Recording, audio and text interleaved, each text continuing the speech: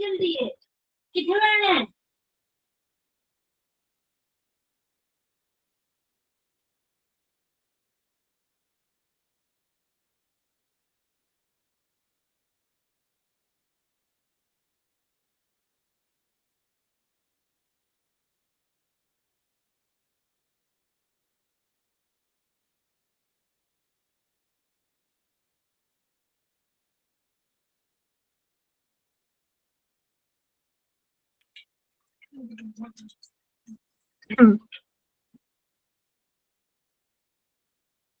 Assalamu alaikum.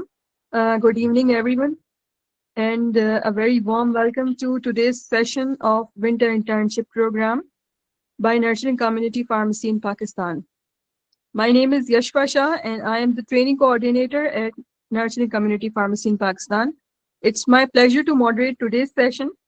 The topic for today is regulatory compliance and safe medication dispensing, that is a cornerstone of professional community pharmacy practice.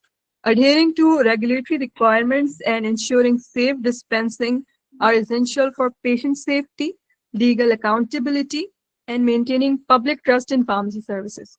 We are privileged to have Dr. Muhammad Umair Ihsan with us today. He is currently serving as a junior scientist, drug testing lab at Punjab Agriculture, Food and Drug Authority, Home Department, Government of Punjab. He also served as ex-manager pharmacy operations at Imtiaz Supermarket, Bahawalpur, and ex-DPIC pharmacist at Aga Khan University Hospital, Karachi. His diverse experience across regulatory, operational, and clinical pharmacy makes him an ideal speaker for today's topic. I request all the participants to keep their microphones muted during the session.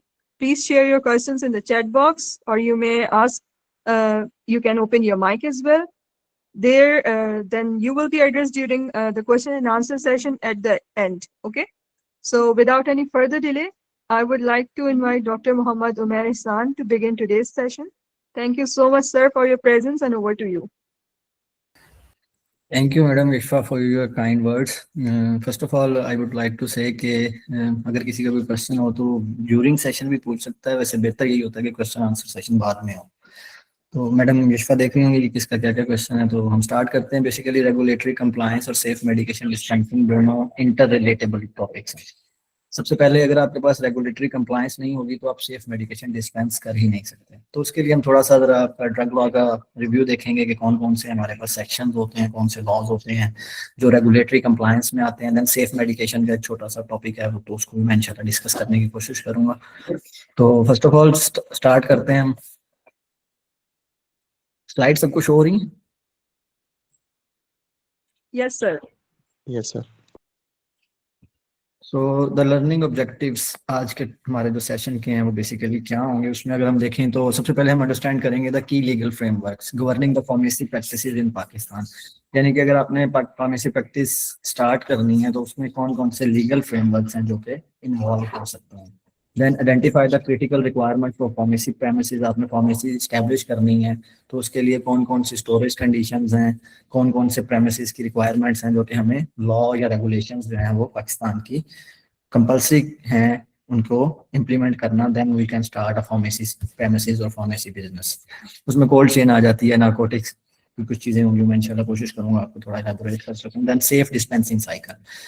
एक dispensing cycle start होता है from the prescription intake into any pharmacy और into the hands of patient and then patient counselling.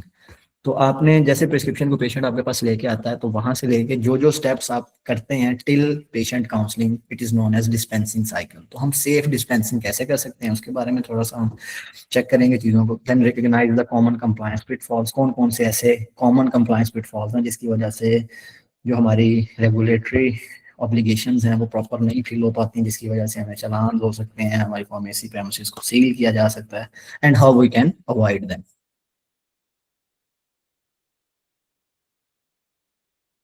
Regulatory landscape in Pakistan. सबसे पहले कुछ acts हैं, कुछ laws हैं जो पाकिस्तान में इम्प्लीमेंटेड हैं for regulatory landscapes. For example सबसे पहले द ड्रग एक्ट है 1976. आप सब लोगों ने पढ़ा होगा फार्मेसी में. अगर आप में से कुछ लोग जो फार्मेसी अभी नहीं की स्टूडेंट्स हैं, थर्ड ईयर फोर्थ ईयर या फाइनल ईयर के, तो फाइनल ईयर में तो लोग पढ़ रहे होंगे इसको. तो जो लोग फाइनल ईयर से पीछे के उनको थोड़ा सा मैं एक थोड़ा सा ब्रीफ रिव्यू दे देता हूँ कि ड्रग एक्ट जो है ये बेसिकली 1976 में पाकिस्तान में अप्रूव हुआ था, then it is implemented all over the Pakistan. तो जो ऑल ओवर द पाकिस्तान होता है that is a federal act. तो फेडरल एक्ट जो होता है वो बेसिकली प्रोविंशियल जो एक्ट होता है उससे सुपीरियर होता है। अगर कहीं कोई ऐसी क्लॉज आ जाती है या कहीं कोई ऐसी चीज आ जाती है जो फेडरल एक्ट डिफरेंट तरीके से कह रहा है और प्रोविंशियल एक्ट डिफरेंट तरीके से कह रहा है, तो फेडरल एक्ट जो है वो इम्प्लीमेंट होगा, प्रोविंशियल नहीं होगा। ये एक बेसिक है जो आपको कभी भी कहीं भी किसी भी एक्ट को पढ़ना हो तो आप पढ़ रहे हो तो आपको लगे कि फेडरल एक्ट में ये चीज डिफरेंट है जबकि प्रोविंशियल में डिफरेंट है, तो फेडरल जो है वो इम्प्लीमेंट होगा, प्रोविंशियल इम्प्लीमेंट नहीं होगा। देन अगर ड्रग एक्ट में देखें तो ड्रग एक्ट बेसिकली किस चीज को रेगुलेट करता है? That regulates the import, export, manufacture, storage, distribution and sale. जिससे 5, 6, 7 जो मेन फीचर्स हैं रिलेटेड टू ड्रग्स। अगर किसी भी ह्यूमन बीइंग ने या किसी भी ऑर्गेनाइजेशन ने कोई ऐसा बिजनेस करना है जिसमें उसने इंपोर्ट करनी है, एक्सपोर्ट करनी है, मैन्युफैक्चर करना है, स्टोर करना है या डिस्ट्रीब्यूट करना है या इवन सेल करना है ड्रग्स को, तो ही और शी और that organization must abide by all the sections and subsections given in the Drug Act 1976। उसके बाद एक हमारे पास ड्रैप एक्ट होता है जो कि 2012 में इम्प्लीमेंटेड हुआ, drug regulatory authority of Pakistan. ये भी बेसिकली फेडरल एक्ट है लेकिन इसमें थोड़ा सा डिफरेंस ये है कि कुछ चीजें ऐसी थी जो ड्रग एक्ट में प्रॉपरली डिस्क्राइब नहीं की गई थी। जैसे कि 1976 में कोई मेडिकल डिवाइसेस का इतना ज्यादा कोई टर्मिनोलॉजीज नहीं थी, बायोलॉजिकल्स इतने ज्यादा पाकिस्तान या इंटरनेशनली जो है वो मार्केट नहीं किए जाते थे। उसके अलावा कुछ ऐसी हर्बल मेडिसिन या आयुर्वेदिक मेडिसिन थी जिन्हें ड्रग एक्ट जो है वो ड्रग के जिम्मे में नहीं लेके आता था। तो उन चीजों को फोर्स ही करने के लिए एक नया एक्ट बनाया गया, एक नई अथॉरिटी बनाई गई, drug regulatory authority of Pakistan, जिसके अंडर ये ड्रैप एक्ट 2012 में इम्प्लीमेंट किया गया। Then Punjab drug rules. अब हम क्योंकि बेसिकली पंजाब में बेसिकली मैं अपॉइंटेड हूँ तो मैं इसलिए स्पेसिफिकली पंजाब की बात कर रहा हूँ। इसी तरह सिंध के रूल्स भी होंगे, केपी के रूल्स भी होंगे और बलोचिस्तान के रूल्स भी होंगे। तो वो आप अपने अपने सेक्शंस में जो जो जहाँ जहाँ पे पढ़ रहे हैं आप लोग, तो आप अपने अपने जो प्रोविंस है उसके रूल्स को स्टडी कर सकते हैं। ये basically licensing, sale and pharmacy के लेआउट पे इम्प्लीमेंटेड रूल्स होते हैं। ड्रग एक्ट हमें बताता है कि जी आपने ड्रग एक्ट हमें ये बताता है कि हमने किस तरह से चीज़ों को लेके चलना है। पंजाब ड्रग रूल्स जो है फर्दर उसको इलेबोरेट करते हैं या उनको फर्दर जो है वो एक्सप्लेन करते हैं कि हमने कौन कौन सी चीज़ें कैसे कैसे करनी है। वो सिर्फ ये बता देता है कि हमने जो लाइसेंस करना है यानी कि सॉरी सेल करनी है या इंपोर्ट करनी है या एक्सपोर्ट करनी है, उन सारी चीज़ों को हमने इस तरह से करना है कि उसमें कोई किसी किस्म की यानी कि इश्यूज ना हो, ड्रग की प्रॉपर लाइसेंसिंग हो, सारी चीज़ें हो। लेकिन किस फॉर्म पे होगी, किस तरीके से अप्लाई करना है, कितनी फीस होगी, वो सारी चीजें हमें पंजाब ड्रग रूल्स में कोई भी प्रोविंस का रूल बताता है। तो ये 2007 में बने थे, इनमें 2022 में रिसेंट अमेंडमेंट्स हुई हैं, कुछ चीजें इन्होंने चेंज की हैं। तो अगर हम देखें तो जो इसमें से आपको देखने होंगे तो licensing and sale and pharmacy layout, ये 3 चीजें सिर्फ प्रोविंस के पास हैं। इंपोर्ट, एक्सपोर्ट और मैन्युफैक्चर अभी भी फेडरल के पास है। तो अगर किसी ने कोई इंपोर्ट एक्सपोर्ट करनी है तो वो या तो ड्रैप एक्ट के अकॉर्डिंग होगी या ड्रग एक्ट 1976 के अकॉर्डिंग होगी। लेकिन अगर किसी ने सेल करनी है, डिस्ट्रीब्यूट करनी है या फार्मेसी एस्टेब्लिश करनी है तो वो पंजाब ड्रग रूल्स को फॉलो करेगा। फार्मेसी काउंसिल ऑफ पाकिस्तान होती है, आप सबको पता होगा, पीसीपी। इसमें आप ड्रग एक्ट 1967 पढ़ेंगे, उसके तहत ये एक काउंसिल बनाई जाती है हर कंट्री में, पाकिस्तान में भी बनाई गई है। और ये क्या ओवरसी करती है, ये बेसिकली प्रोफेशनल रजिस्ट्रेशन करती है फार्मासिस्ट की। आपने पढ़ा होगा category A, category B and category C. That is basically the role of pharmacy council of Pakistan. तो जितने भी फार्मासिस्ट हैं they all are category A registered pharmacist, उनको कैटेगरी ए में रजिस्टर किया जाता है। बाकी कुछ जो फार्मेसी कैटेगरी बी का डिप्लोमा करते हैं, डिप्लोमा होल्डर्स होते हैं, उनको कैटेगरी बी में रजिस्टर किया जाता है और जो डिस्पेंसर्स होते हैं उनको कैटेगरी सी में रजिस्टर किया जाता है। तो बेसिकली अगर किसी ने फार्मेसी बनानी है तो उसके पास कैटेगरी ए का होना जरूरी है। अगर कैटेगरी ए नहीं है तो वो फार्मेसी नहीं बना सकता, वो मेडिकल स्टोर कैटेगरी बी या कैटेगरी सी पे बन सकता है। देन फार्मेसी प्रेमिसेस की कुछ बेसिक्स कि क्या क्या होना चाहिए फार्मेसी प्रेमिसेस में। सबसे पहले तो एक क्वालिफाइड पर्सन का जरूरी है, presence of a registered pharmacist. अगर किसी ने फाइनल ईयर के एग्जाम्स दे दिए, उसका रिजल्ट आ गया, यूनिवर्सिटी ने उसे डिक्लेयर कर दिया कि उसकी फार्मडी कंप्लीट हो गई है, ही और she is not a registered pharmacist. वो तब रजिस्टर होगा जब तक वो कैटेगरी ए में फार्मेसी काउंसिल ऑफ पाकिस्तान में रजिस्टर नहीं हो जाता। जब वो रजिस्टर होगा तो उसको एक कैटेगरी इशू की जाती है, that is known as category A. Category A वाला फार्मासिस्ट होना is mandatory during operational hours. अब ऑपरेशनल आवर्स को समझा जाता है कि जी फार्मासिस्ट है, उसने 8 to 9 ड्यूटी की है, तो इसका मतलब है कि या फॉर एग्जांपल 8 to 5 ड्यूटी कर रहा है तो ही और she is eligible to run the pharmacy, ऐसा नहीं होता। जब तक फार्मेसी आपकी ओपन है, आप सेल एंड परचेज कर रहे हैं, तब तक फार्मासिस्ट का होना जरूरी है। आप शिफ्ट्स में रखें, आप जैसे भी रखें। अनफॉर्चुनेटली पाकिस्तान में लॉ उस तरह से अभी इम्प्लीमेंटेड नहीं है, तो नॉर्मली एक ही फार्मासिस्ट होता है। लेकिन जैसे अब बहुत बड़े बड़े कुछ नाम है, क्लिनिक्स है, दवागो है, उसके अलावा फजलदीन है, इन लोगों ने आपने, अगर आप वहाँ गए हो तो शिफ्ट्स में फार्मासिस्ट जॉब करते हैं। इवन अगर कोई 24/7 फार्मेसी ओपन है तो वहाँ पे रात के टाइम पे फार्मासिस्ट अवेलेबल होता है, जो कि गुड प्रैक्टिसेस में आता है। देन फिजिकल रिक्वायरमेंट्स की बात की जाए तो पंजाब ड्रग रूल्स कुछ फिजिकल रिक्वायरमेंट देता है कि अगर आपने फार्मेसी स्टैब्लिश करनी है, फार्मेसी ओपन करनी है, तो आपका मिनिमम जो एरिया है वो 120 स्क्वायर फीट होना चाहिए। अगर आपका एरिया 120 स्क्वायर फीट से कम है आपकी प्रेमिसेस का, तो आप उसे फार्मेसी डिक्लेयर नहीं कर सकते। तो मिनिमम 120 स्क्वायर फीट होना जरूरी है। उसके बाद हाइजीन में देखें तो क्लीन होनी चाहिए आपकी प्रेमिसेस, डस्ट फ्री होनी चाहिए, और उसकी लाइटनिंग इल्यूमिनेशन प्रॉपर होनी चाहिए। देन साइनेज, उसके ऊपर फार्मेसी, आप कोई भी नाम रख लें साथ में फार्मेसी लिखेंगे, उसका बोर्ड लाइसेंस नंबर के साथ क्लियरली डिस्प्लेड होना चाहिए। अब बोर्ड जो है उसकी बैकग्राउंड आपने देखा होगा, कुछ फार्मेसीज होती हैं उनका बैकग्राउंड ब्लू होता है, कुछ का ग्रीन होता है। तो ये डिफरेंट है फॉर डिफरेंट यानी कि पर्पसेस। मेडिकल स्टोर का डिफरेंट होता है और फार्मेसी का डिफरेंट होता है, तो आपने वो भी अपने एक्ट के अकॉर्डिंगली ही करना होता है।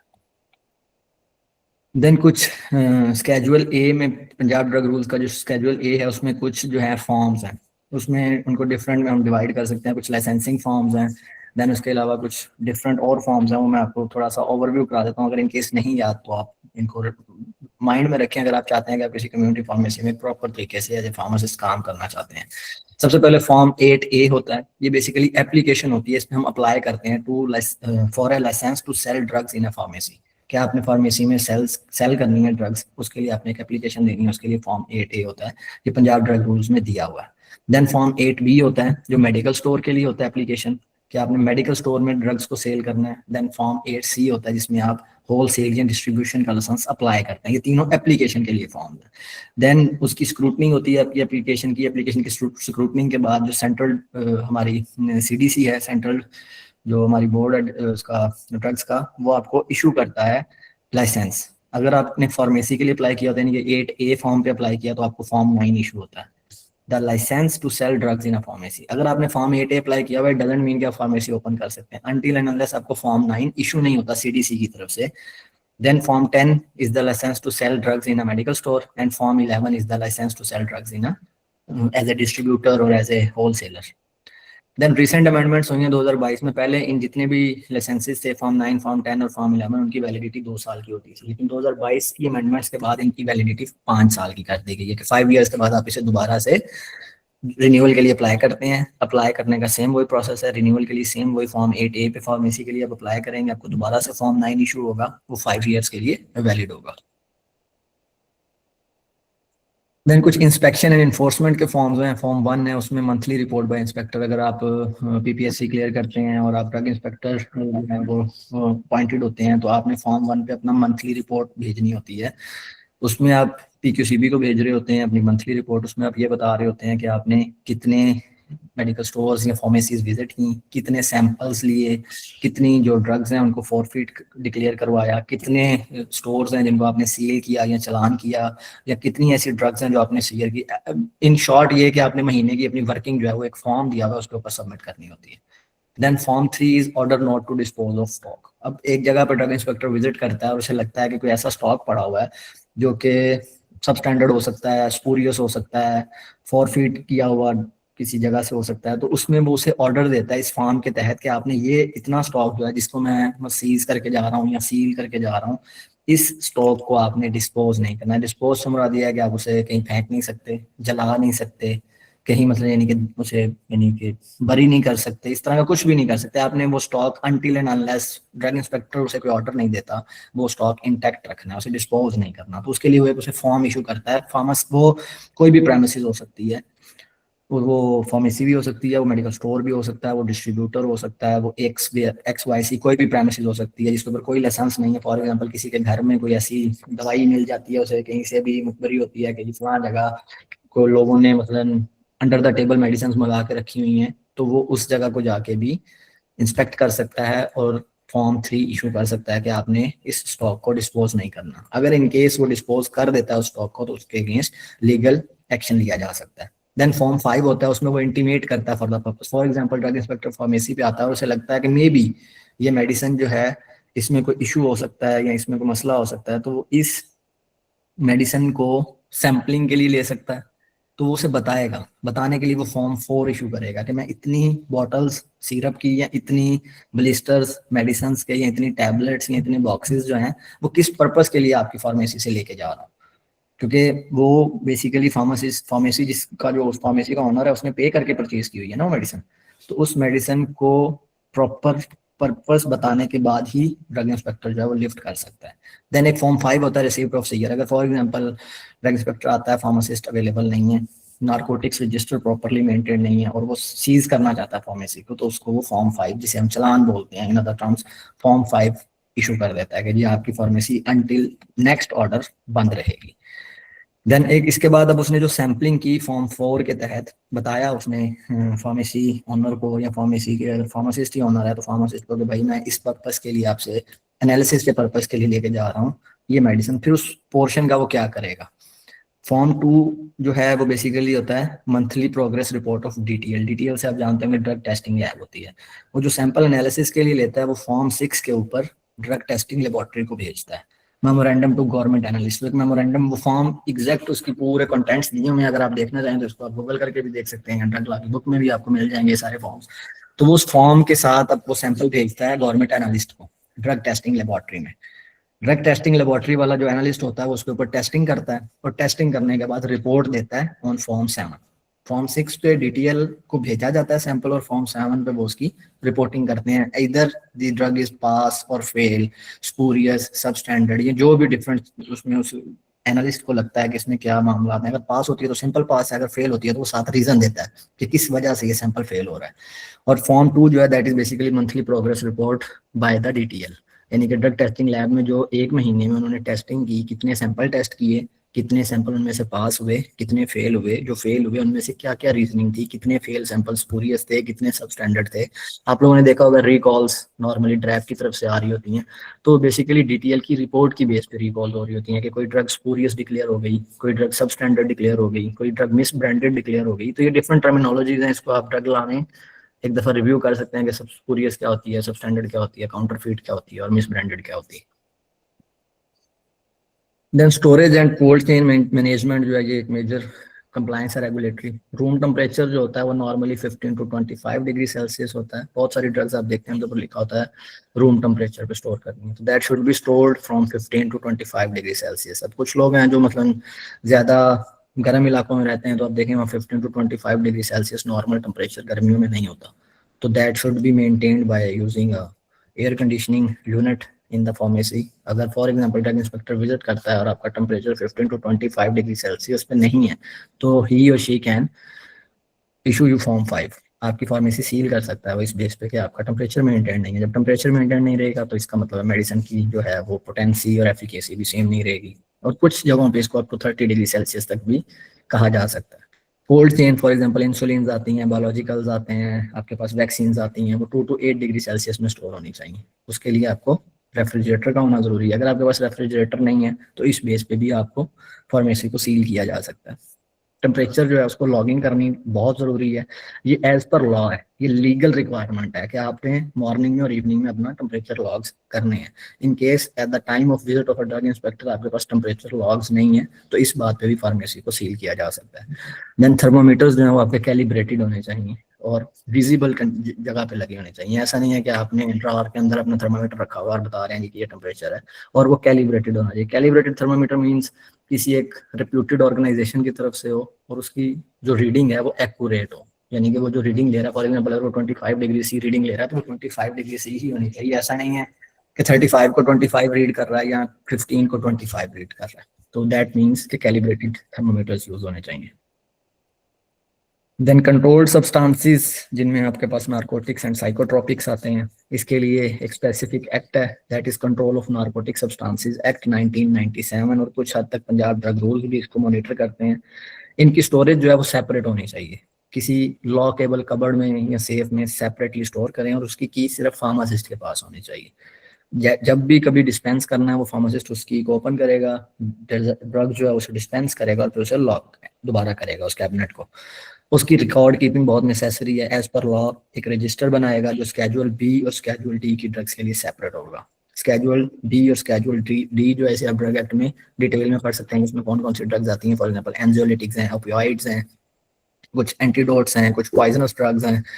तो उनको आपने schedule B and schedule D के डिफरेंट और सेपरेट रजिस्टर बनाने हैं और उनमें उसका रिकॉर्ड मेंटेन करना है। उस रिकॉर्ड में आपने क्या क्या मेंटेन करना है, उसमें आपके पास डेट होगी, किस डेट को आपने डिस्पेंस किया, किस पेशेंट को डिस्पेंस किया, किस प्रिस्क्राइबर की प्रिस्क्रिप्शन पे डिस्पेंस किया और कितनी क्वांटिटी डिस्पेंस की, और आपके पास कितना स्टॉक बैलेंस रह गया। किसी भी टाइम पे अगर विजिट होता है फार्मेसी पे किसी भी ड्रग इंस्पेक्टर का या किसी भी रेगुलेटरी बॉडी का, और वो आपको कहते हैं कि नार्कोटिक रजिस्टर हमें दिखाएं अपना, तो वो जो नार्कोटिक रजिस्टर पे आपकी एंट्री होगी बैलेंस के पोर्शन में, वो आपको कहेंगे हमें फिजिकल स्टॉक दिखाएं। अगर बैलेंस में जो आपने क्वांटिटी लिखी हुई है और जो फिजिकल स्टॉक है वो मिसमैच हो तो इस बेस पे भी फार्मेसी सील हो सकती है। तो ये जितने भी हैं ये रेगुलेटरी कंप्लायंस के मेन इश्यूज हैं। तो इसमें आपने ये सारी चीजें इसी तरह लिखनी है। देन आपके पास प्रिस्क्रिप्शन का रिकॉर्ड होना चाहिए। As per law of Pakistan आपके पास प्रिस्क्रिप्शन की फोटोकॉपी या कोई इमेज या कोई भी पिक्टोरल एविडेंस होना चाहिए कि आपने जो एंट्री की है वो आपने बैठ के अपनी तरफ से तो नहीं कर दी, मतलब एबीसी डॉक्टर है और एबीसी पेशेंट है और 15 आपने उन्हें टैबलेट डिस्पेंस कर दी, इस तरह नहीं। आपके पास बाकायदा प्रॉपर प्रिस्क्रिप्शन होनी चाहिए और उस प्रिस्क्रिप्शन का रिकॉर्ड आप कम से कम 2 साल के लिए एज पर लॉ बाउंड है कि आपके पास 2 साल तक की प्रिस्क्रिप्शन का रिकॉर्ड होना चाहिए। देन सेफ डिस्पेंसिंग साइकिल क्या होता है। अब आपने एक अच्छी रेगुलेटरी कंप्लायंस कर ली, सारी फार्मेसीज प्रेमिसेस एस्टैब्लिश कर ली, आपके पास सब कुछ आ गया। अब आप डिस्पेंसिंग मेन इशू या मेन जो आपकी जॉब है वो that is basically the dispensing of medicine. तो उसमें हम सेफ डिस्पेंसिंग साइकिल को किस तरह से मेंटेन कर सकते हैं। सबसे पहले आपने प्रिस्क्रिप्शन को रिसीव करना है, आपने फिर उसे वैलिडेट करना है। वैलिडेट करना है कि प्रिस्क्रिप्शन आप पढ़ पा रहे हैं, एलिजिबल उसकी यानी कि पढ़ने से आपको समझ आ रही है और प्रिस्क्रिप्शन लीगल है। अब प्रिस्क्रिप्शन लीगल कैसे डिक्लेयर होती है वो मैं आपको नेक्स्ट स्लाइड में बता देता हूँ कि कौन कौन सी चीजें वैलिडेट करती हैं कि आपकी प्रिस्क्रिप्शन लीगल है। देन आप फॉर एग्जांपल आपकी प्रिस्क्रिप्शन लीगल निकल आती है, देन आपने उसमें क्या रिव्यू करना है। आपने सबसे पहले क्लिनिकल चेक्स करने हैं, तो उसमें आपने डोज देखनी है, इंटरेक्शंस देखने हैं। इंटरेक्शन ड्रग इंटरेक्शंस भी हो सकते हैं और ड्रग एंड फूड इंटरेक्शंस भी हो सकते हैं। तो मोस्ट प्रोबेबली आपका शायद कोई एक सेशन भी हो इंटरेक्शंस के ऊपर, या अगर नहीं है तो आप खुद से इसको थोड़ा सा स्टडी आउट कर सकते हैं कि इंटरेक्शंस क्या क्या मेजर हो सकते हैं। देन एलर्जीज देखनी है। फॉर एग्जांपल एक पेशेंट है वो पेंसिलिन से एलर्जी का, उसको पेंसिलिन लिखी गई है, तो आपने पेशेंट से पूछना है। असल में तो प्रिस्क्रिप्शन पे लिखा होना चाहिए, अगर इन केस प्रिस्क्रिप्शन पे नहीं लिखा हुआ तो आप पेशेंट से पूछ सकते हैं कि एलर्जीज तो नहीं है आपको, और उसके अलावा कोई फूड जो जिसके साथ इंटरेक्ट कर सकती है ड्रग, आपने वो काउंसलिंग में बताना है कि ये फूड एंड ड्रग इंटरेक्शन हो सकता है या ड्रग ड्रग इंटरेक्शन हो सकता है। देन डोज प्रॉपर देखनी है कि क्या पेशेंट की डोज एज पर वेट, अगर कोई बच्चा है तो ओके है, अगर कोई पेशेंट किडनी का है तो क्या उसकी डोज ठीक है, रीनल एडजस्टमेंट हुई है डोज की या नहीं हुई, पेशेंट हिपैटिक है तो हिपैटिक एडजस्टमेंट हुई है या नहीं हुई है। देन आपने प्रिपेयर करनी है मेडिसिन, पिक करनी है। फॉर एग्जाम्पल उसके ऊपर लिखा हुआ है, आप लोगों ने बहुत दफा देखा होगा डेल्टा कॉर्टिल की टैबलेट, प्रेडनिसोलोन होता है उसमें स्टेरॉइड है, 1000 टैबलेट्स की पैकिंग में आता है। अब आप पेशेंट को 1000 टैबलेट्स तो इकट्ठी दे नहीं सकते, ज्यादा ज्यादा लिखी जाएंगी 90 टैबलेट्स 80 टैबलेट्स, पूरा कोर्स बता रहा हूँ रेजिमेंट, 5 टैबलेट्स 10 टैबलेट्स, तो 1000 की पैकिंग में से आपने 5 टैबलेट्स या 10 टैबलेट्स डिस्पेंस कैसे करनी है। एग्जाम्पल डेल्टा कॉर्टिल की या प्रेडनिसोलोन की इसलिए दे रहा हूँ कि वो टिपिकल एग्जांपल है कि जिसमें पूरी बॉटल डिस्पेंस नहीं हो सकती। उसमें आप क्या करेंगे, सबसे पहले आप उसको पिक करेंगे, देन आपने काउंट करनी है, आपको कितनी काउंट करनी है। और काउंटिंग के लिए आप यहाँ तो कोई काउंटिंग डिवाइस यूज करेंगे, सिंपल उसी बॉटल की कैप में डाल के आप उसे काउंट कर सकते हैं नंबर ऑफ टैबलेट्स। उनको पोर करेंगे इनटू अ स्पेसिफिक, आप इन्वेलप में कर सकते हैं, आप किसी छोटी बॉटल में करके दे सकते हैं, लेकिन अवॉइड करना है मेडिसिन को आप हाथ से टच नहीं करेंगे। And you should be wearing the gloves at the time of dispensing the medicine, कि अगर खुदा ना खास्ता गलती से कहीं कोई आपके हाथ को मेडिसिन लग जाए तो आपके लिए नुकसान देना हो सके। देन आपने लेबल को क्लियरली चेक करना है और उसके ऊपर इंस्ट्रक्शंस पास करनी है। अब बड़े मेन कंटेनर के ऊपर तो कंपनी की तरफ से लग के आ गया लेबल, अब जो आप डिस्पेंस कर रहे हैं आप उसके ऊपर लेबल लगाएंगे। You are bound legally to label that medicine, कि इसमें क्या मेडिसिन है। अगर आप ब्रांड नेम लिख दें, जेनेरिक ना भी लिखें तो कोई इशू नहीं है, कम से कम ब्रांड नेम लिखेंगे आप उसके ऊपर। देन आप लिखेंगे कि इसकी एक्सपायरी डेट क्या है, इसका बैच नंबर क्या है। ये 3 चीजें मिनिमम रिक्वायरमेंट है एज पर लॉ के आपने सेकेंडरी डिवाइस जिसमें आप उसे डिस्पेंस करें, चाहे वो कोई इन्वेलप है, चाहे वो कोई पॉलीथीन का बैग है, चाहे वो कोई सेकेंडरी कंटेनर है, कोई बोतल है, कोई भी मतलब कंटेनर है, उसके ऊपर आप ये 3 चीजें मिनिमम लाजमी लिखेंगे, name of the drug, manufacture expiry date of the drug and batch number of the drug, ताकि उसको अगर कहीं खुदा ना खास्ता उस मेडिसिन की वजह से कोई इशू हो तो आप उसे रिट्रैक कर सकें।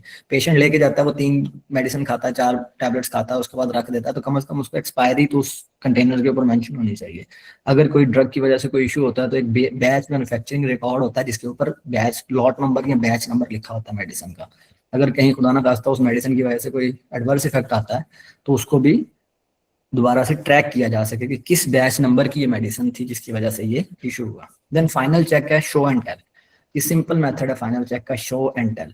पहले आपने बताना है, देन उन्हें पेशेंट को कहना है कि आप अब बताएं आपने कैसे करना है।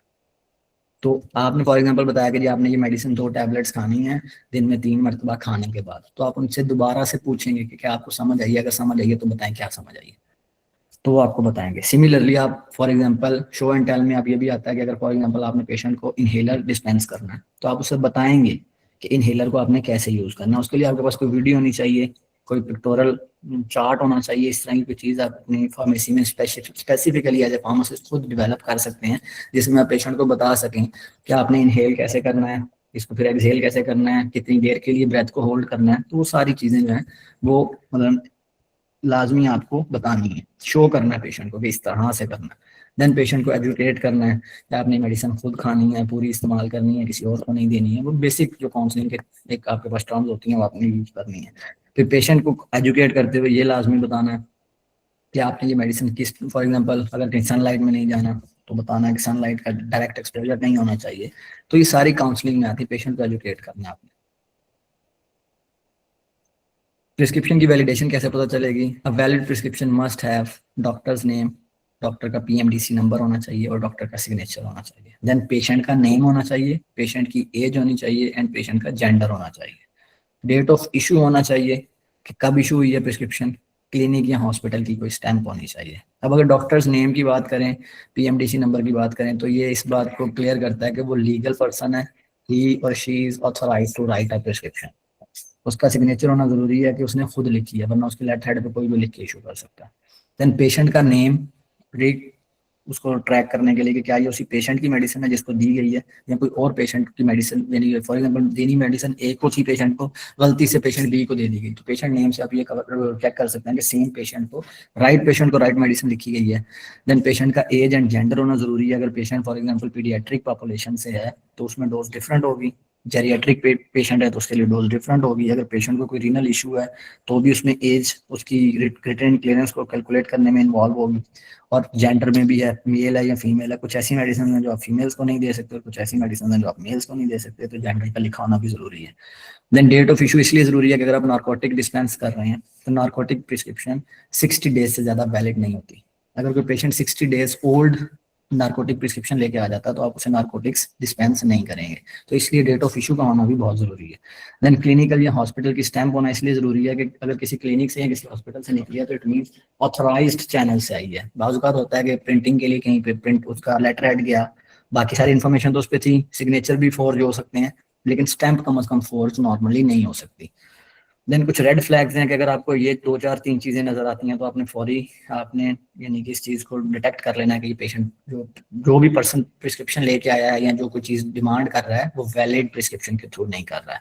For example prescription return on a plain paper, कोई चिट पे लिख के ले आया, हाँ चिट पे अगर लिखी हुई है और नीचे पेशेंट डॉक्टर ने स्टैंप कर दी। पाकिस्तान में क्योंकि पेशेंट का लोड बहुत ज्यादा होता है तो नॉर्मली जो हॉस्पिटल्स में डॉक्टर्स काम कर रहे होते हैं उनके पास लेटर हेड्स नहीं होते ऐसे ही, तो वो नॉर्मल प्लेन चिट के ऊपर लिख के लेकिन नीचे वो अपनी स्टैंप लगाते हैं विद देयर डेजिग्नेशन और अपने सिग्नेचर करते हैं, तो that is also a legal prescription. अगर उसने उसका अपना नाम लिख दिया, पीएमडीसी नंबर लिख दिया और सिग्नेचर कर दिया तो वो भी एक लीगल हो जाती है टू सम एक्सटेंट। लेकिन अगर प्लेन चिट है और उसके ऊपर कोई सिग्नेचर नहीं है, कोई कुछ नहीं है, तो you should take it as a illegal prescription.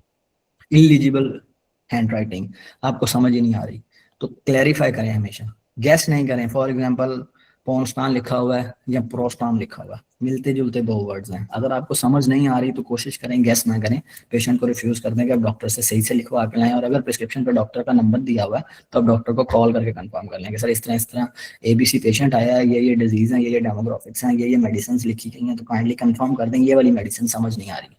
तो पाकिस्तान में फिजिशियंस आर गुड इनफ कि वो आपको रिस्पॉन्ड कर देते हैं कि ये मेडिसिन है। Then self medication request for antibiotics बिल्कुल नहीं देनी। कोई पेशेंट आके कह देता है जी कि एरिथ्रोमाइसिन सर्दियों में कॉमनली मांगी जाती मेडिसिन है, गला दुख रहा है एरिथ्रोमाइसिन दे दें, ऑगमेंटन दे दें, ABCD एजिथ्रो दे दें, जो भी दे दें। तो आपने सेल्फ मेडिकेशन में स्पेसिफिकली एंटीबायोटिक्स को हाल्ट कर देना है, पेशेंट के कहने पे नहीं देनी। देन एक लासा की टर्म है, शायद आपने सुनी हो, look alike and sound alike drugs. कुछ ऐसी ड्रग्स होती हैं जो मिलती जुलती होती हैं एक दूसरे से देखने में या बोलने में। लुक अलाइक मीन्स देखने में एक जैसी, और साउंड अलाइक मतलब सुनने में एक जैसी। तो इसमें सबसे बड़ा डेंजर ये है कि सिमिलर पैकेजिंग हो सकती है या फोनेटिकली सिमिलर नेम्स हो सकते हैं। उसकी कुछ एग्जांपल्स हैं, फॉर एग्जांपल ह्यूमोलिन एंड ह्यूमालॉग, दोनों ही इंसुलिन्स हैं लेकिन उनका ऑनसेट ऑफ एक्शन डिफरेंट है। तो आपने जब भी कभी कोई लासा ड्रग आती है तो प्रिकॉशनरी तौर पर डबल चेक जरूर करना है।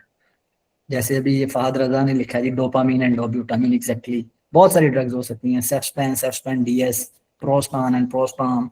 इसी तरह एट्रोपिन और एड्रेनालिन, इनके एम्प्यूल्स बिल्कुल मिलते जुलते होते हैं।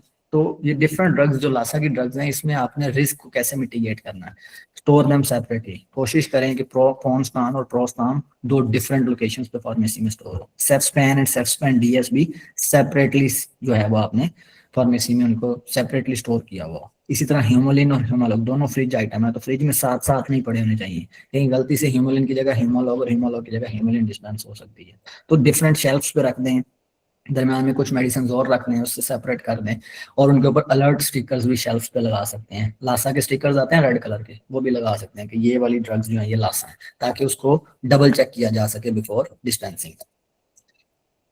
Then there are 10 rights. LASA के येलो नहीं होते, हाई अलर्ट के रेड। अगर कुछ ड्रग्स ऐसी हैं जो लासा में भी आ रही होती है और हाई अलर्ट में भी आ रही होती है, तो उनके ऊपर रेड लगाए जा सकते हैं, ऐसा कोई इशू नहीं। वैसे डिफरेंट ऑर्गेनाइजेशंस की अपनी डिफरेंट जो है वो कह लेंगे आप प्रैक्टिसेस हैं। कुछ जो है वो लासा और हाई अलर्ट दोनों पे रेड लगा रही होती हैं, कुछ लासा को येलो कर रही होती हैं, कुछ इवन हाई अलर्ट को और लासा को दोनों को येलो कर रही होती हैं, तो कुछ ऑरेंज कर रही होती हैं।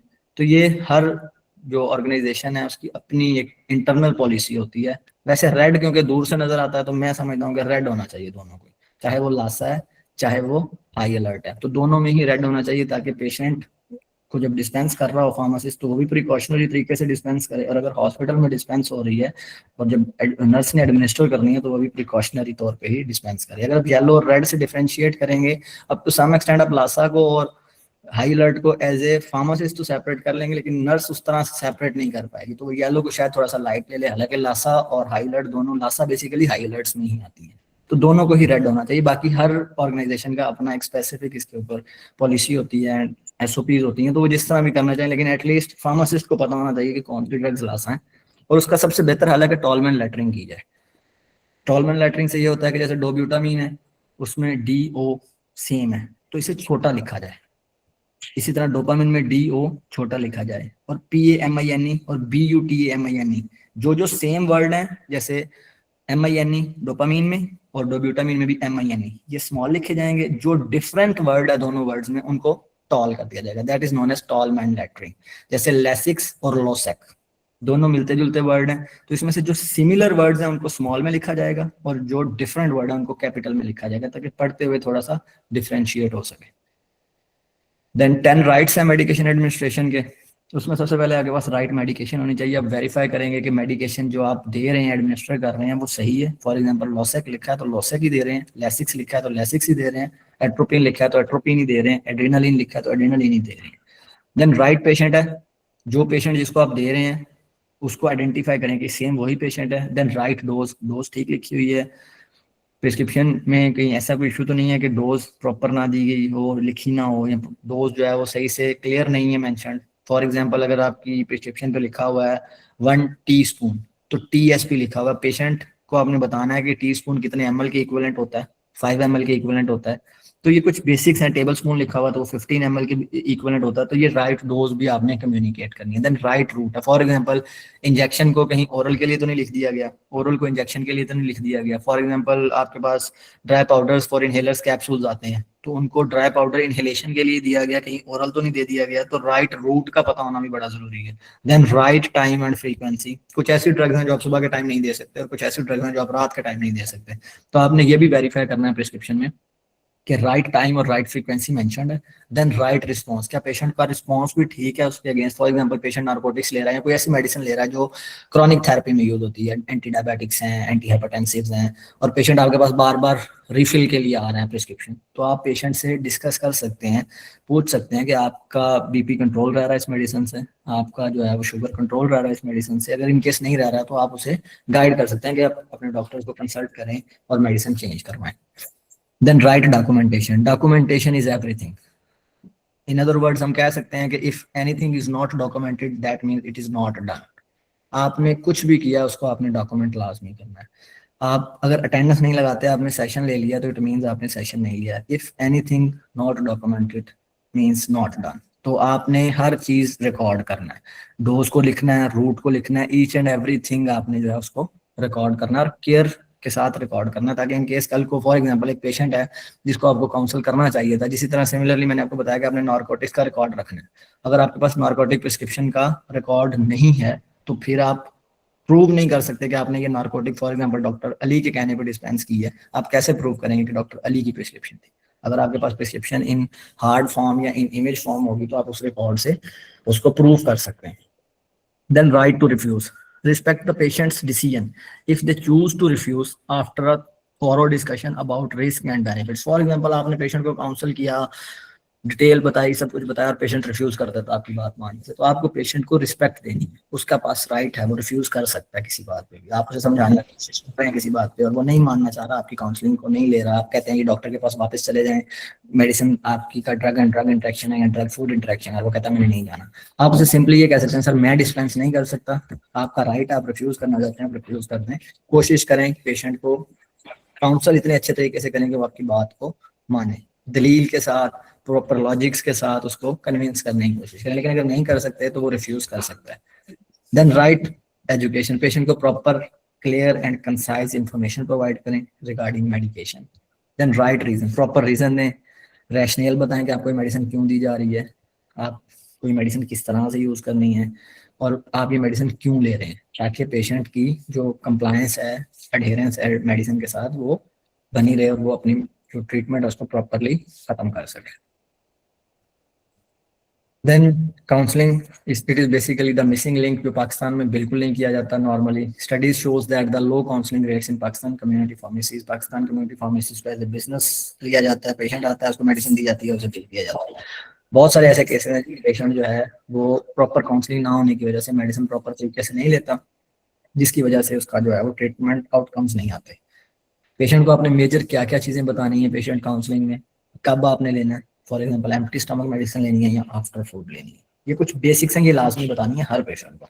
हाउ टू टेक इट, कैसे लेनी है, शेक वेल बिफोर यू, इसको आपने क्रश नहीं करना, अगर कोई फिल्म कोटेड टैबलेट है तो उसको आपने एज सच लेना है, सस्टेन्ड रिलीज है, एक्सटेंडेड रिलीज है, इस टैबलेट को आप क्रश नहीं कर सकते, उसको च्यू नहीं कर सकते।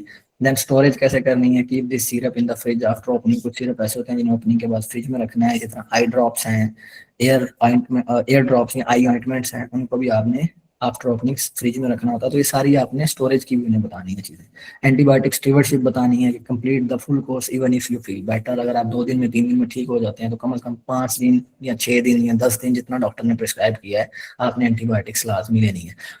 काउंसलिंग बहुत बड़ा एक वास्ट सब्जेक्ट है, लेकिन उसमें से ये 4-5 पॉइंट्स ऐसे हैं जो आपने लाजमी बताने हैं। अब हमारे यहाँ फार्मासिस्ट जो है वो झिझकता है कि मैं कैसे काउंसलिंग स्टार्ट करूँ। आप सिंपल तरीके से काउंसलिंग स्टार्ट कर सकते हैं कि सर आपको मेडिसिन यूज करने का तरीका पता है, आप फर्स्ट टाइम मेडिसिन यूज कर रहे हैं या पहले ये मेडिसिन यूज कर चुके हैं। अगर वो पेशेंट कहता है जी मैं पहले से मेडिसिन यूज कर रहा हूँ और मुझे इस मेडिसिन को इस्तेमाल करने का तरीका आता है, तो फाइन इनफ, आप सर काइंडली मुझे बता दें, वो आपको बता देता है। अगर उसमें आप कोई चीज ऐड करना चाहते हैं ठीक है, अदरवाइज आप उस पेशेंट को कह सकते हैं ठीक है आप सही यूज करें, आप जा सकते हैं। लेकिन अगर पेशेंट कहता है मैं फर्स्ट टाइम यूज कर रहा हूँ तो आपने उसे कम से कम ये 4 चीजें लाजमी बतानी है कि when to take it, how to take it, how to store it and antibiotic stewardship, अगर एंटीबायोटिक प्रिस्क्रिप्शन में है तो। देन कुछ कॉमन कंप्लायंस की वायलेशंस हैं जिसकी वजह से इश्यूज आते हैं। उसमें सबसे पहले नंबर पे एब्सेंस ऑफ फार्मासिस्ट है द मोस्ट कॉमन वायलेशन इन पाकिस्तान। के पाकिस्तान में pharmacist unfortunately category rent out कर देते हैं और जो बिजनेस ऑनर्स हैं वो कैटेगरी ले लेते हैं और उसके ऊपर बिजनेस स्टार्ट कर देते हैं। ड्रग इंस्पेक्टर या कोई भी रेगुलेटरी बॉडी विजिट करती है तो फार्मासिस्ट अवेलेबल नहीं होता तो उसके ऊपर फार्मेसी सील हो सकती है। Then expired stock, failure to remove the expired drugs from shelves. Section 23 of drug act है, उसकी जो है वो आप वायलेशन करते हैं जिसकी वजह से आपको सजा भी हो सकती है कि आपके पास एक्सपायर्ड ड्रग्स पड़ी हुई हैं फार्मेसी में जो कि नहीं होनी चाहिए। कम से कम 6 months before the expiry that medicine should be removed from the shelf and आप यहाँ तो उसे डिस्पोज ऑफ करेंगे या आप हैंडेड ओवर करेंगे, रिवर्स करेंगे उसको डिस्ट्रीब्यूटर के पास।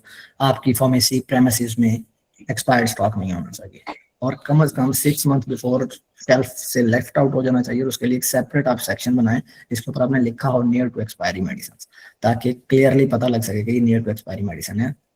Then warranty bills, for example आपने मेडिसिन परचेज की, किसी XYZ चलते फिरते बंदे से ले ली, सस्ती मिल रही थी, 30% 40% एक्स्ट्रा डिस्काउंट पे मिल रही थी, आपने ले लिया, आपके पास कोई वारंटी रिकॉर्ड नहीं है जिसे कि फॉर्म 2A कहते हैं एज पर ड्रग लॉ। अगर आपके पास वो ड्रग परचेज का फॉर्म नहीं है तो ये एक सीरियस ऑफेंस है, वायलेशन के ऊपर आपको इवन इम्प्रिजनमेंट भी हो सकती है। तो ये आपको लाजमी कोशिश करनी है कि जो आपके पास ड्रग्स हैं आप प्रॉपर डिस्ट्रीब्यूटर से लें। अनरजिस्टर्ड ड्रग्स की बात करें तो उसमें फॉर एग्जांपल आपको स्मगल ड्रग है जो ड्रैप में रजिस्टर्ड नहीं है, ये ग्रे मार्केट प्रोडक्ट है, उसमें बहुत सारी हमारे पास आ जाती है मेडिसिन जैसे सेंट्रम, ETC, इस तरह के मल्टीविटामिन हैं जो कि पाकिस्तान में रजिस्टर्ड नहीं है एज पर DRAP, drug regulatory authority of Pakistan के अंडर। तो वो आप स्मगल करके लेके आते हैं, किसी ब्लैक या ग्रे मार्केट से आ जाती हैं, तो अगर उसकी भी आपके पास आपकी प्रेमिसेस में पड़ी हुई है तो अनरजिस्टर्ड ड्रग सेल करना it is also serious offence और उसके ऊपर भी आपको इम्प्रिजनमेंट हो सकती है, फाइन हो सकता है करोड़ों में। तो ये कुछ चीजें हैं जिसके ऊपर आपने एज ए फार्मासिस्ट कल को जब आप अपना बिजनेस स्टैब्लिश करें तो आपने नजर रखनी है। इसके अलावा अगर आपका कोई क्वेश्चन है तो आप पूछ सकते हैं। सर अगर कोई मेडिसिन मार्केट में शॉर्ट है, लाइक वो नहीं आ रही है और वो इम्पोर्टेंट भी है, तो स्टिल हम उसको 6 month पहले ही रिमूव कर देंगे फार्मेसी से, या क्या फार्मेसी करेंगे? से रिमूव मैंने आपको बताया, उसमें फार्मेसी से आपने रिमूव करने के बाद उसको नियर एक्सपायरी की एक तो बाकायदा शेल्फ बनानी है और उस पर आप उसे रख सकते हैं। जब आप उसे डिस्पेंस करेंगे तो पेशेंट को बता के डिस्पेंस करेंगे कि ये इसकी एक्सपायरी डेट है, मार्केट में शॉर्ट है सर, अगर आप इसे यूज करना चाहें तो कर सकते हैं, लेकिन एटलीस्ट 1 month बिफोर आपने वो रिवर्ट करनी है। जी सर, ठीक है। सर लेकिन अगर हम डिस्ट्रीब्यूटर्स के थ्रू मेडिसिन परचेज कर रहे हैं तो उसमें भी हमें फॉर्म 2 रिक्वायर्ड होगा? बेसिकली जो आपके पास जब आप डिस्ट्रीब्यूटर से लेते हैं ना तो नीचे 6-7 लाइनें लिखी होती हैं, आगे डिस्ट्रीब्यूटर का नेम लिखा होता है, being the citizen of Pakistan is hereby authorized by this company to sell this medicine। वो पूरी एक 5-6 लाइनों की ना एक पैराग्राफ होता है, हर पेज के नीचे लिखा होता है। That is basically form 2A। जो डिस्ट्रीब्यूटर होता है वो जब आपको बिल देता है ना, उस बिल के नीचे उसने लिखी होती है वो चीज, वही फॉर्म 2A है। वो वारंटी आपको प्रोवाइड कर रहा होता है हर परचेज पे। अगर आप उसे एक मेडिसिन भी लेंगे तो वो आपको उसका एक वो जो उसके साथ वो आप उसे कह देंगे इनवॉइस आती है या कोई भी स्लिप आती है, उसके ऊपर नीचे मेंशन होता है, वो फॉर्म 2A ही होता है, वो आपको वारंटी प्रोवाइड कर रहा होता है।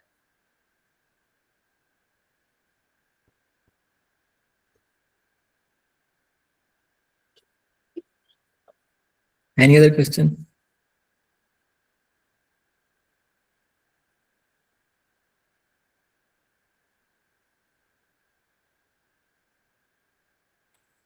आई थिंक कोई क्वेश्चन नहीं है मैडम यशवा, अगर आप कुछ ऐड करना चाहें, आपने किसी का क्वेश्चन नोट किया हो तो वो आप बता दें।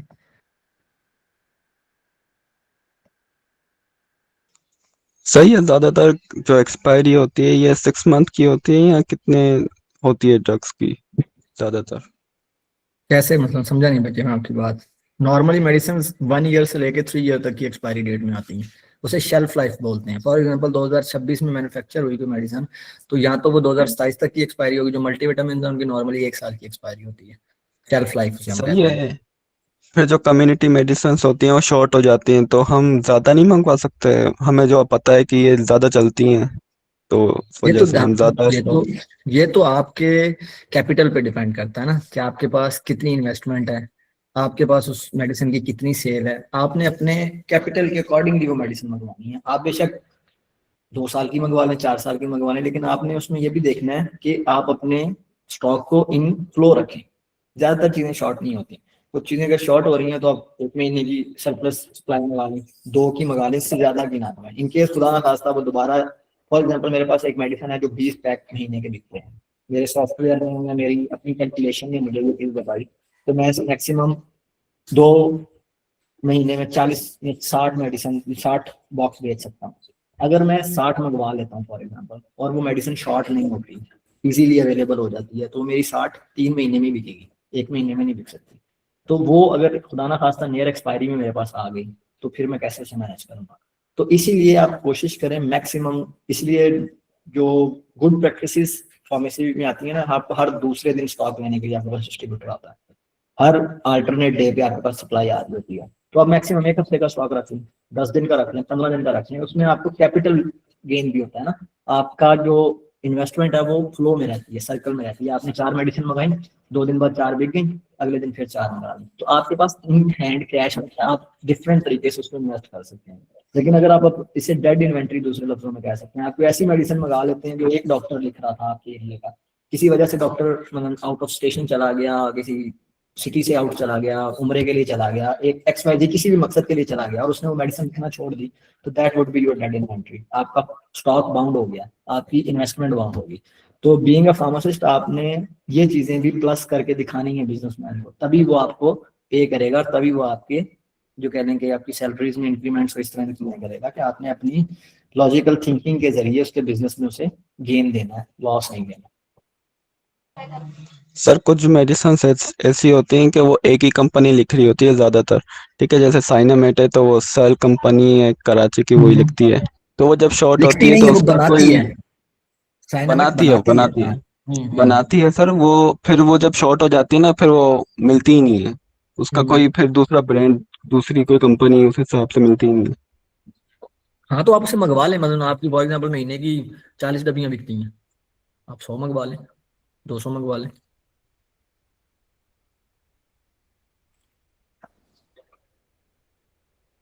सर मेनली जो हम थर्मोमीटर लगाते हैं रेफ्रिजरेटर में जो बायोलॉजिकल होते हैं, वो हम किस एरिया पे लगाते हैं?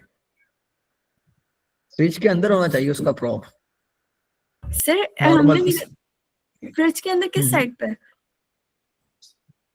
सॉरी मैं आपका क्वेश्चन समझा नहीं, किसी भी साइड पे लगा सकते हैं, बस किसी शेल्फ को, किसी सरफेस को टच नहीं होना चाहिए। अच्छा सर, तो मैं एक जगह कर रही थी तो उनके पास एक तो बायोलॉजिकल नहीं था रेफ्रिजरेटर, और दूसरा जिन्होंने थर्मोमीटर लगाया था वो बिल्कुल जो फ्रिज का पीछे वाला साइड होता है वहाँ पे बर्फ होती है, उस साइड पे लगाया था उन्होंने। फ्रिज वाली बर्फ वाली साइड पे तो होना भी नहीं चाहिए। जी सर। बर्फ का फार्मेसी में बर्फ वाले पोर्शन का उसे फ्रीजर बोलते हैं, रेफ्रिजरेटर नहीं बोलते। नहीं सर, नीचे वाला ही था वो पोर्शन, लेकिन वो पीछे वाला साइड था ना उनका, तो वहाँ पे थी।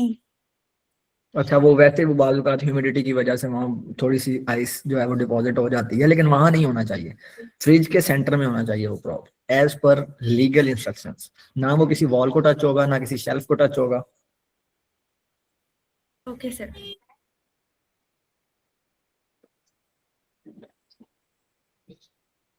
Any other question?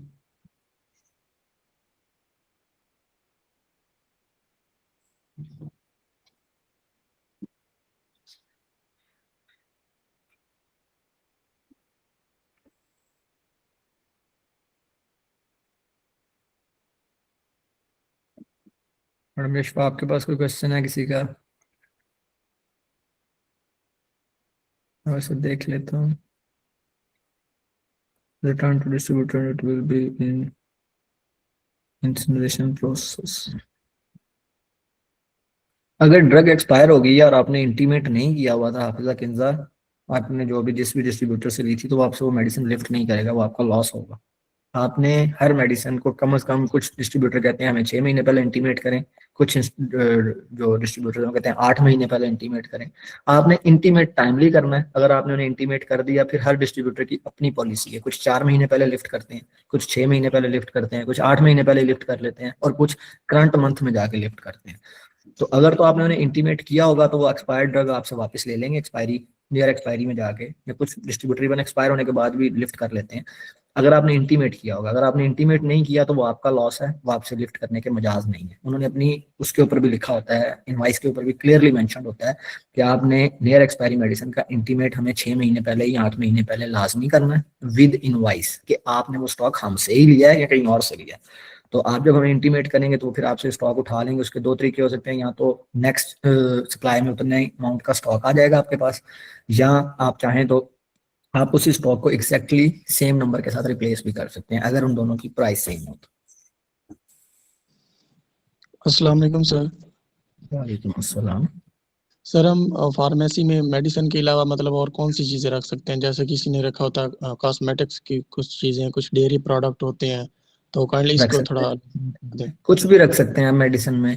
अगर आपके पास ड्रग से रिलेटेड कोई चीज पड़ी है तो उसके लिए आपके पास कैटेगरी ए में रजिस्टर्ड फार्मासिस्ट की कैटेगरी होनी चाहिए, उसके अगेंस्ट फॉर्म 9 पे लाइसेंस होना चाहिए मेडिसिन के लिए। उसके अलावा आपने शैम्पूज रखनी है, आपने पैम्पर्स रखने हैं, आपने मिल्क प्रोडक्ट्स रखनी है, आपने फेस वॉशेस रखने हैं, कुछ भी रखने हैं वो आप रख सकते हैं। वो basically it is a departmental. उसके साथ अगर आपने फार्मेसी का बिजनेस करना है तो उसके लिए आपके पास लाइसेंस होना जरूरी है।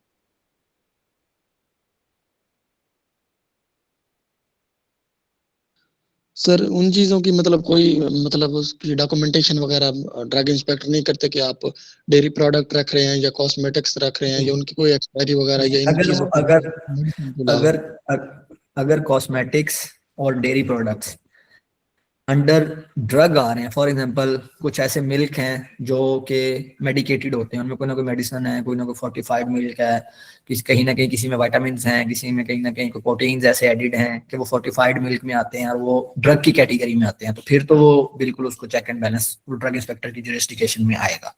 सिमिलरली अगर कोई कॉस्मेटिक्स ऐसी हैं, जैसे बहुत सारी ऐसी शैम्पूज हैं जिन्हें हम मेडिकेटेड शैम्पूज कहते हैं, बहुत सारे ऐसे फेस वॉशेज हैं जो मेडिकेटेड फेस वॉशेज होते हैं, तो बिल्कुल अगर उसे जो कंपनी है मेडिसिन के तौर पर बना रही है तो वो बिल्कुल ड्रग इंस्पेक्टर की जुरिस्डिक्शन में आएंगे। वो उनकी एक्सपायरी भी चेक कर सकता है, वो उनकी कंडीशन भी चेक कर सकता है, वो उनकी सैम्पलिंग भी कर सकता है।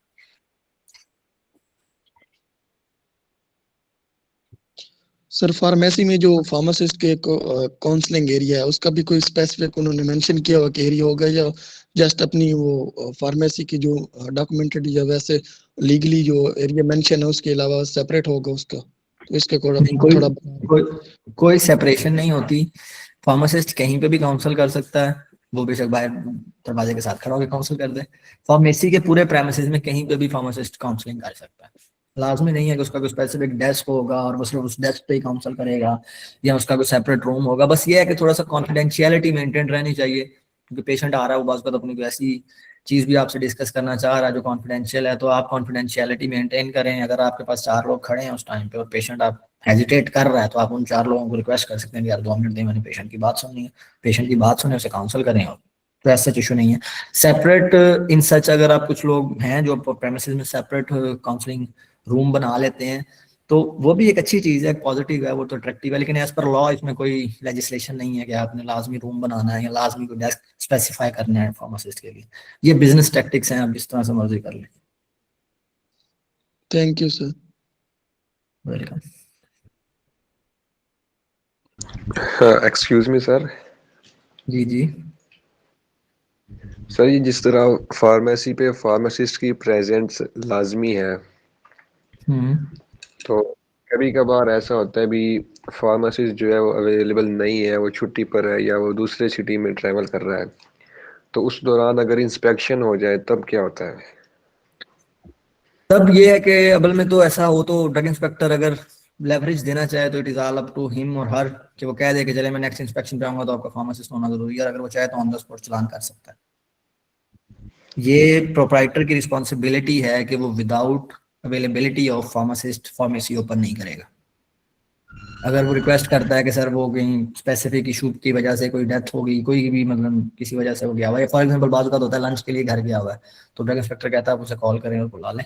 अगर वो आ जाता है 5-10 मिनट्स में, 20 मिनट्स में, जितना उसका मतलब मैक्सिमम, ये तो नहीं है कि फॉर एग्जाम्पल हो गया जी 2 दिन बाद आएगा या 2 घंटे बाद आएगा, इतना वेट तो नहीं करेगा ड्रग इंस्पेक्टर। लेकिन अगर वो विद इन 30 मिनट्स आ जाता है तो ड्रग इंस्पेक्टर्स इतने कोऑपरेटिव होते हैं कि वो कोऑपरेट कर देते हैं, लेकिन एज पर लॉ वो अगर चाहे तो चलान कर सकता है। जी sir, thank you. Welcome. Pharmacy plus sign show, हाँ अगर आप फार्मेसी के साथ कुछ चीजें कर रहे हैं तो आप उसको फार्मेसी प्लस के तौर पर भी शो कर सकते हैं, और अदर थिंग्स। सिंपल फार्मेसी या साथ में डिपार्टमेंटल स्टोर कह देंगे, सिंपल फार्मेसी कह के भी आप चीजें रख लें तो कोई ऐसा इशू नहीं है, फार्मा प्लस करके आप रख लें। जी फार्मेसी कैटेगरी ए में ही जो है आप बना सकते हैं, वरना मेडिकल स्टोर होता है। अगर कैटेगरी ए नहीं है आपके पास तो आप मेडिकल स्टोर बना सकते अस्सलाम वालेकुम सर। हैं। वालेकुम सलाम। सर फार्मेसी के अकॉर्डिंग तो रूल है कि हमारा ना ग्रीन बैकग्राउंड पे ना वाइट टाइपिंग होनी चाहिए, मतलब जो भी लिखा होना चाहिए वो वाइट कलर से लिखा होना चाहिए। अक्सर नोट करते हैं कि मतलब कुछ जो फार्मेसीज होते हैं उनका कलर चेंज होता है, जैसे कि फजलुद्दीन एक ब्रांड है उसमें डिफरेंट कलर यूज करते हैं। सर क्या होती हैं? देखें उन्होंने उन्होंने आप कभी नोट करें फजलुद्दीन क्लिनिक्स, इन लोगों को नोट करेंगे ना तो उन्होंने जो मेन बोर्ड लगाया होता है उसके साथ एक छोटा सा बोर्ड और भी लगा होता है, वो चाहे एक स्टिकर के तौर पर लगाओ, चाहे वो एक उन्होंने पेनाफ्लेक्स के तौर पे लगाया हो, वो उन्होंने एज पर लॉ सही लगाया होता है, green background with white writing.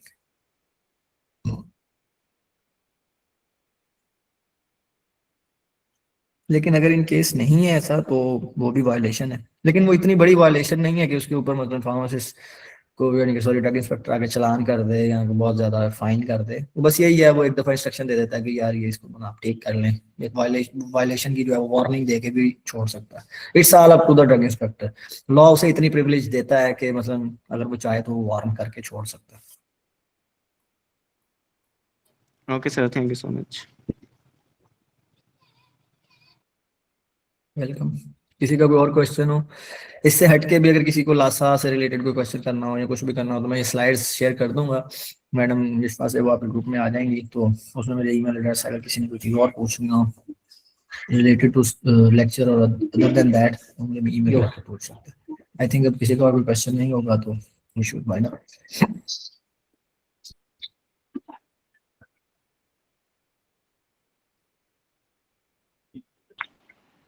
ठीक है डॉक्टर यशवा, डॉक्टर तला में से अगर कोई है तो बस वाइंड अप करें। सर मेरा एक क्वेश्चन था लेकिन वो एंटीबायोटिक से रिलेटेड था, अगर आप क्लियर कर दें। जी जी जी पूछें। सर जैसे कि पेनिसिलिन में बीटा लैक्टम रिंग जो होती है ना, जिसकी वजह से सारी एक्टिविटी हो रही होती है थेराप्यूटिक, तो सर सिफेलोस्पोरिन में भी तो बीटा लैक्टम रिंग ही होता है ना। जी तो जो पेनिसिलिन से एलर्जिक हैं तो हम उनको सिफेलोस्पोरिन भी तो नहीं ना देंगे? अच्छा क्वेश्चन है। बेसिकली क्रॉस रिएक्टिविटी की टर्म यूज करते हैं इसमें, तो अगर बेसिक रिंग सेम है तो आप नहीं देंगे, ऐसा ही है। अगर जी किसी सर, लेकिन पेशेंट सर को इस बात पे ना मेरे दो टीचर से बहस हो गई थी। तो उन्होंने, एक टीचर कह रहे थे कि हम दे देंगे, लेकिन दूसरे कह रहे थे नहीं देंगे। और लिपिन कोड में भी मैंने जब पढ़ा तो वहाँ पे भी लिखा था कि इनकी जो है ना वो नहीं देंगे पेनिसिलिन। अगर एलर्जी का एक देखिए पेशेंट पेनिसिलिन से, तो वो सिफेलोस्पोरिन से भी आप अपने जो है ना वो होगा। जी जी जी जी, तो आपको चाहिए था आप अपने टीचर के पास बुक लेके जाते हैं, उन्हें कहते हैं सर बुक में ऐसे लिखा हुआ है, आप तो काइंडली सीनियर मुझे गाइड टीचर हैं कर दें। तो फिर इफेक्ट किस आता है, ग्रेड यूनिवर्सिटी से पे हैं बेटा बहस आप? नहीं करते ऐसे। किस यूनिवर्सिटी से हैं आप? सर मैं university of central Punjab Lahore से। यूसीपी से हैं। मे भी मतलब दिल नहीं मानता कि मतलब यूनिवर्सिटी लेवल पे आके भी टीचर्स जो हैं वो इस तरह से बिहेव करते हैं। मेरे ख्याल में मैं भी गलत हो सकता हूँ, कोई भी गलत हो सकता है, हर इंसान जो है वो अकेले कुल नहीं होता, अपनी गलती से सीख लेना चाहिए। बच्चे आप लोगों से हम बहुत कुछ सीखते हैं, कोई लोग आप मुझे कोई ऐसा क्वेश्चन कर देता है हमें नहीं आ रहा होता, हम उसको सर्च आउट करते हैं फिर बताते हैं। वैसे उन्हें नहीं करना चाहिए, लेकिन एज पर माई एक्सपीरियंस और मतलब जो आपको अगर मैं प्रॉपर टेक्निकल नॉलेज के अकॉर्डिंग कहूँ तो इसे क्रॉस रिएक्टिविटी कहते हैं। इसी तरह छोटी सी एग्जांपल दे देता हूँ, साथ में सल्फर ड्रग्स होती हैं बहुत सारी। अगर एक पेशेंट सल्फामेथोक्साजोल से जो है वो फॉर एग्जांपल एलर्जी का, तो आप उसे जो है थायराइड डायूरेटिक्स भी नहीं दे सकते, दोनों का स्ट्रक्चर सेम है, सल्फर होता है दोनों में। तो इस तरह बहुत सारी ऐसी ड्रग्स हैं जिनमें मेन न्यूक्लियस सेम होता है। Basically allergy beta lactam ring की वजह से नहीं होती, बाज़ औक़ात इसके अंदर एक होता है, जैसे पेनिसिलिन में पेनिसिलिनिक एसिड होता है और सिफेलोस्पोरिन में सिफेलोस्पोरिनिक एसिड होता है। वो 7 मेंबर रिंग होता है और वो पेनिसिलिनिक एसिड में 6 मेंबर रिंग होता है। जी सर। तो उसकी वजह से बेसिकली एलर्जी हो रही होती है, तो वो मिलता जुलता होता है, इसलिए एलर्जी क्रॉस रिएक्टिविटी हो सकती है। जिस तरह सल्फर होने की वजह से क्रॉस रिएक्टिविटी हो रही होती है, तो डिपेंड करता है कि अगर वो दोनों ड्रग्स का स्ट्रक्चर जिस वजह से एलर्जी हो रही है सेम है तो आप नहीं देंगे। और अमाइन इसका पेनिसिलिन और सिफेलोस्पोरिन तो कहता हूँ कि नॉन ट्रूथ है कि आप कहीं भी नहीं दे सकते। Okay sir, thank you so much. Welcome.